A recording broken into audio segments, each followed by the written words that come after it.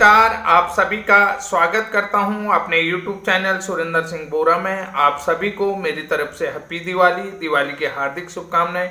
ये दिवाली आपके जीवन में खुशियों का उजाला लाए, इसी महत्वपूर्ण शुभकामना के साथ आज का वीडियो स्टार्ट करते हैं। जैसा कि आप सभी लोग जानते हैं कि जो सुप्रीम कोर्ट में the state of Uttarakhand versus NIOS DLED की सुनवाई हुई, तो उसमें कहीं न कहीं सभी NIOS DLED प्रशिक्षित को लगता है कि जो NIOS का पक्ष है वो थोड़ा कमजोर है।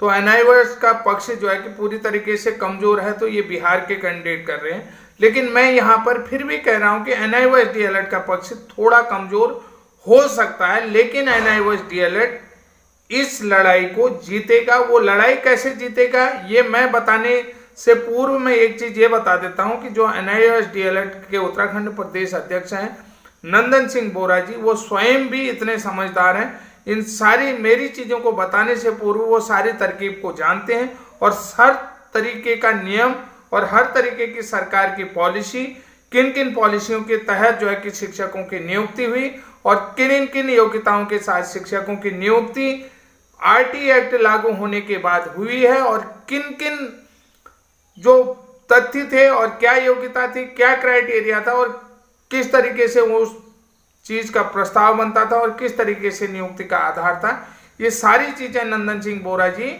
ने अपने आंखों से देखी है और आप उस सारी चीज को वो जानते हैं। तो मेरे बताने से पूर्व थोड़ा सा मैं ये चीज कहना चाहूंगा कि निश्चित रूप से NIOS DLED को लड़ाई तो लंबी लड़नी पड़ सकती है, लेकिन उसकी जीत सुनिश्चित है, इस बात को मैं कहता हूं और अपने YouTube चैनल के माध्यम से कह रहा हूं। जो लोग मुझे ताने मारते हैं वो मारते रहें, कोई बात नहीं, क्योंकि जिस तरीके से मूवमेंट होता है, जो मूवमेंट केस का होता है, जो स्थिति केस की होती है, मैं सिर्फ उस चीज को बताता हूं। बहुत सारे लोग जो होते हैं कि उसको किसी का पक्षकार समझ के मुझे जोड़ते हैं, लेकिन जो केसों का मूवमेंट होता है ना, जिस तरीके से केस मूवमेंट करता है, इनके केस में जिस तरीके से गति होती है, उस गति को लेकर ही मैं बात करता हूं। तो साथियों, जैसा कि आपने देखा है, B.Ed ब्रिज कोर्स का मैं स्वयं पक्षकार हूं और स्वयं उस केस को उत्तराखंड से लड़ रहा हूं और हिमाचल प्रदेश में भी मैं एक सलाह की समिति के रूप में वहां पर आता हूं, राजस्थान में आता हूं, अभी पंजाब वाले भी थोड़ा एक्टिव हो रहे हैं।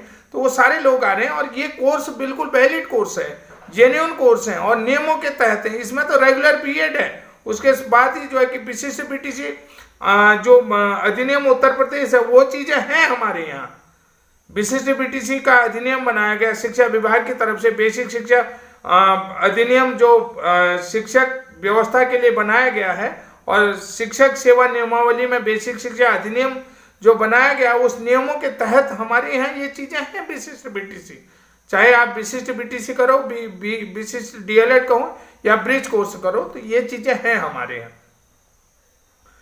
तो साथियों, अब बात करते हैं कि NIOS DLED जीतेगा कैसे, क्योंकि आप लोग को मेरी जो भाषा है वो बड़ी तेज लग रही होगी, स्पीड में लग रही होगी, तो थोड़ा सा मैं आराम से बताता हूं कि हमें जो है कि थोड़ा पीछे जाना पड़ेगा।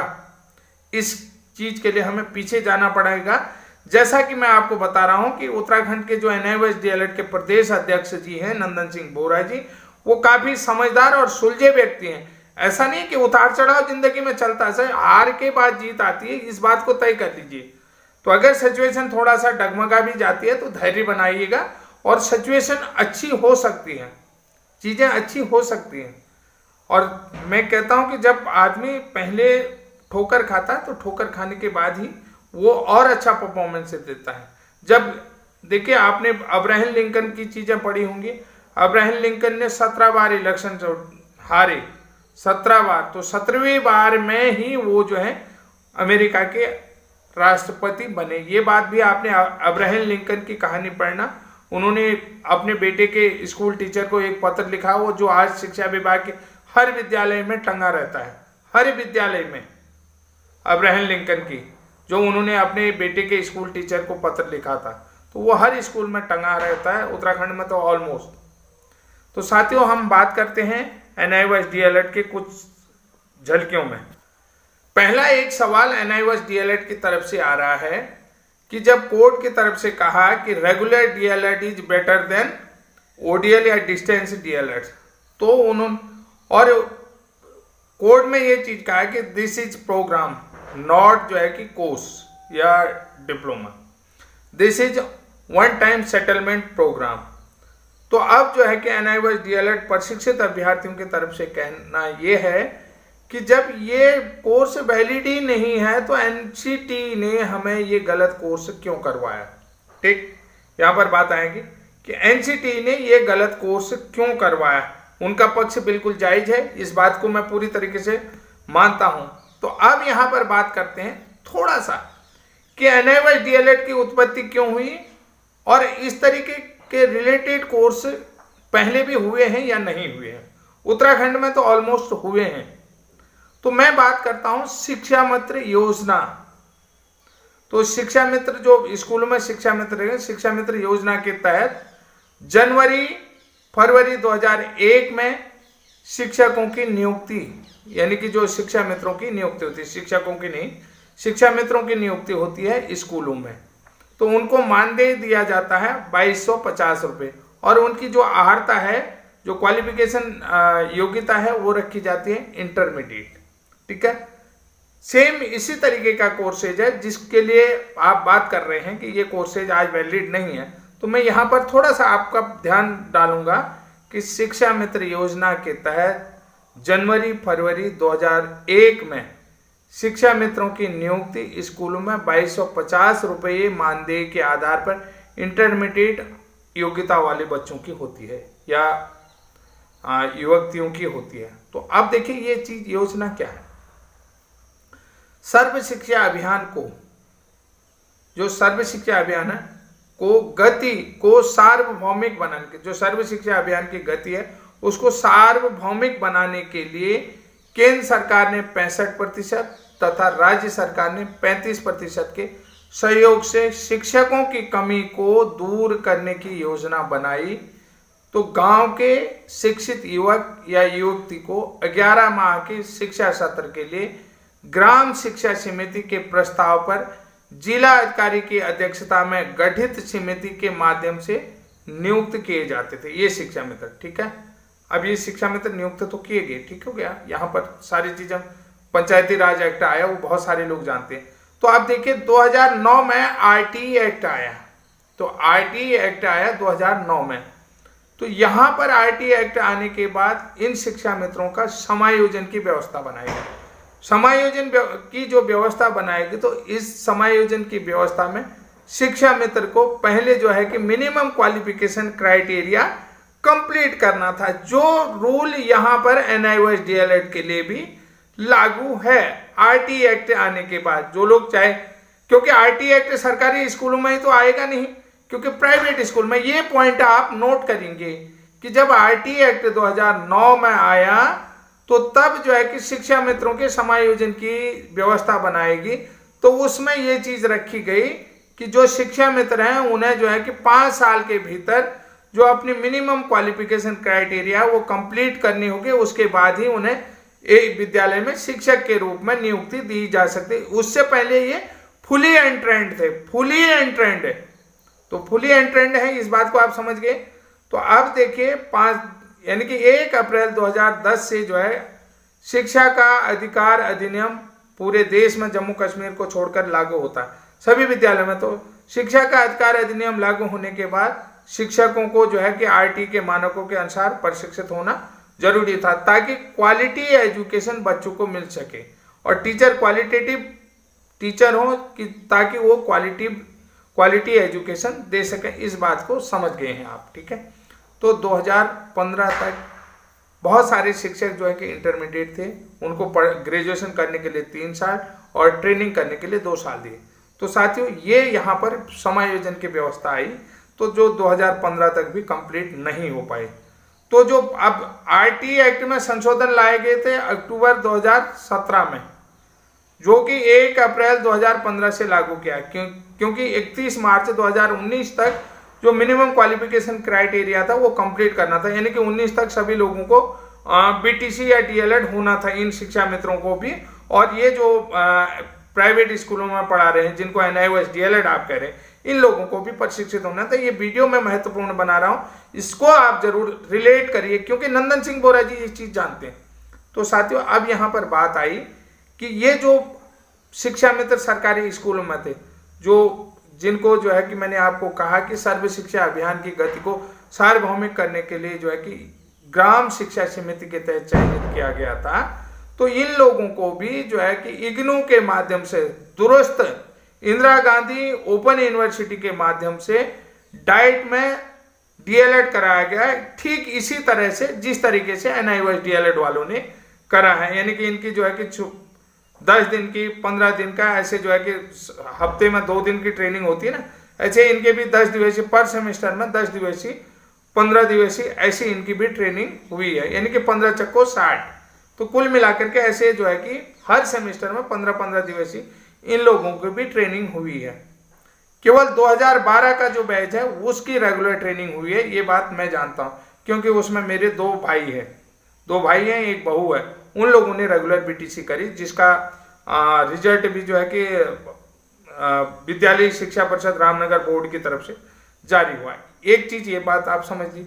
दूसरी बात है, यहां पर पूरी तरीके से फैक्ट समझ गए ना, पूरी तरीके से फैक्ट समझ गए हैं, तो अब हमारे पास ये सारी चीजें कंप्लीट होगी कि क्या हो सकता है, क्योंकि ऑलरेडी वो लोग शिक्षक के रूप में सरकारी स्कूल में सहायक अध्यापक के रूप में उन लोगों की भी नियुक्ति हो चुकी है। इसमें कहीं भी बड़ा चीज नहीं है।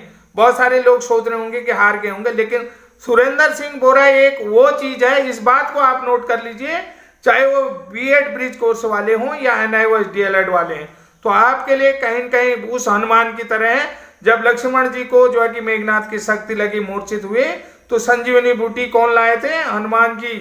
तो उस हनुमान जी की तरह ही हूं मैं आज भी आपको, क्योंकि हमने सारी चीजें देखी हुई है, सारी चीजें समझी हुई है, और हमें पढ़ाते पढ़ाते कई साल हो गए, विभाग के साथ रिलेटेड है, तो ये चीजें हम आपको बता। दूसरी बात है एजुकेशन गारंटी स्कीम, शिक्षा गारंटी योजना 1997 की, जो केंद्र सरकार की योजना है, जिसमें ड्रॉप आउट बच्चे हैं। ड्रॉप आउट बच्चों के लिए क्या स्कीम आई, अब यहां पर भी थोड़ा सा समझ लीजिएगा। ईजीएस आचार्य, बहुत सारे लोगों ने सुना होगा उत्तराखंड में, एजुकेशन गारंटी स्कीम, शिक्षा आचार्य।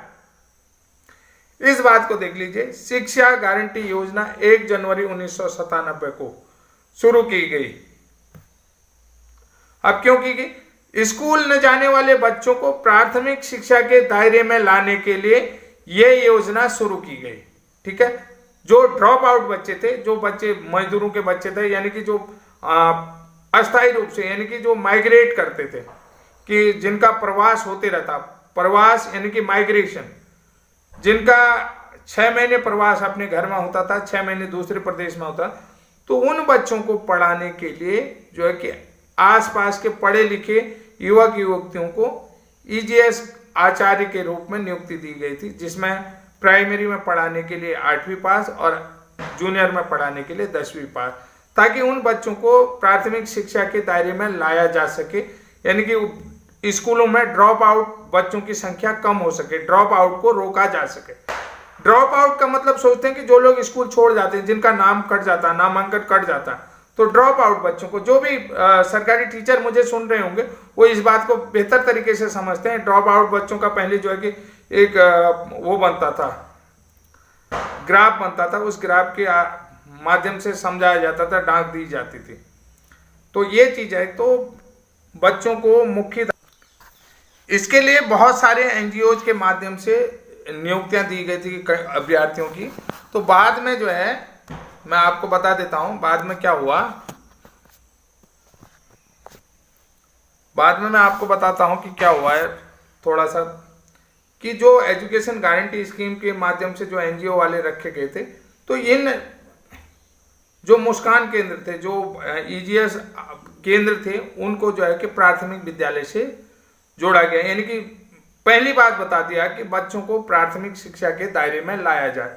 उन बच्चों को प्राथमिक शिक्षा के दायरे में लाने के लिए इन जो एजुकेशन गारंटी केंद्र थे, यानी कि जो शिक्षा गारंटी केंद्र थे, उन केंद्रों को प्राथमिक विद्यालय से जोड़ा गया। तो जो शिक्षा आचार्य थे, उन शिक्षा आचार्यों को भी प्रमोट करा गया, प्रमोट किया गया, तो उनको जो है कि शिक्षा मित्र बना दिया गया। उन आचार्यों को हटाया नहीं गया, बल्कि उनको जो है कि वहां से एनजीओ से ला करके उनको शिक्षा मित्र बना दिया गया। यानी कि शिक्षा मित्र के रूप में उनका क्या हो गया, कन्वर्जेशन, यानी कि उनको यहाँ कन्वर्ट कर दिया गया। 2011 में सभी जो शिक्षा आचार्य थे उनको शिक्षा मित्र बना दिया गया और उनको भी 2012 से प्रशिक्षण की मुख्य धारा में जोड़ा गया। उनको भी जो है 5 साल के भीतर में मिनिमम क्वालिफिकेशन क्राइटेरिया के दायरे में ला करके उनको भी प्रशिक्षित करवाया गया, ठीक इसी तरीके से जैसे NIOS DLED को है। तो आज वो लोग भी जो शिक्षा आचार्य थे बाद में शिक्षा मित्र बने, आज वो भी TET पास करके उनके पास भी जो है कि 5 साल के अंदर मिनिमम क्वालिफिकेशन जो क्राइटेरिया था कि 2 साल का डिप्लोमा होना चाहिए और उसके अलावा TET प्रथम उत्तीर्ण होना चाहिए। TET प्रथम उत्तीर्ण करने के साथ साथ सहायक अध्यापक के रूप में उत्तराखंड राजकीय विद्यालयों में नियुक्ति पा चुके हैं। तो साथियों, ये बहुत महत्वपूर्ण जानकारी थी, तो मैंने आपको बता दिया कि जिसमें कहीं भी कुछ ऊपर नीचे होने की जरूरत नहीं है। ये स्कीमें पहले से चली हैं और सेम NIOS DLED की तरह इन लोगों को भी प्रशिक्षित किया गया है। ये चीज़ें आप सभी ने देखी हैं, और नहीं तो आप लोग इन सभी चीज़ों में सूचना का अधिकार मांग सकते हैं अपने डाइट सेंटरों से और अपने जो है कि जिला शिक्षा अधिकारी के माध्यम से। कितने आपके यहाँ शिक्षा आचार्य प्रमोट हुए हैं शिक्षा मित्र के रूप में, और कितने जो है कि शिक्षा आचार्यों को प्रमोट करके शिक्षा मित्र के रूप में प्रमोशन मिलने के बाद अध्यापक के रूप में जो है कि ज्वाइनिंग मिल चुकी है, और कितने जो है कि अभी शिक्षा मित्र हैं, और कितने शिक्षा मित्र ही थे जो आज सहायक अध्यापक के रूप में हैं। ये सारी चीज़ें आप सूचना अधिकार के माध्यम से जिला शिक्षा अधिकारी बेसिक से भी पूछ सकते हैं। उसके अलावा जो है कि अपने डाइट केंद्रों से भी पूछ सकते हैं कितने शिक्षा मित्रों को जो है कि DLED का प्रशिक्षण दिया गया है इंदिरा गांधी ओपन यूनिवर्सिटी से, और कितनों को दिया गया है जिला प्रशिक्षण संस्थान यानी कि विद्यालय शिक्षा परिषद उत्तराखंड की तरफ से। तो ये सारी चीज़ें आप पूछ सकते हैं। तो आज की ये महत्वपूर्ण जानकारी इतना ही। तब तक के लिए जय हिंद, जय उत्तराखंड।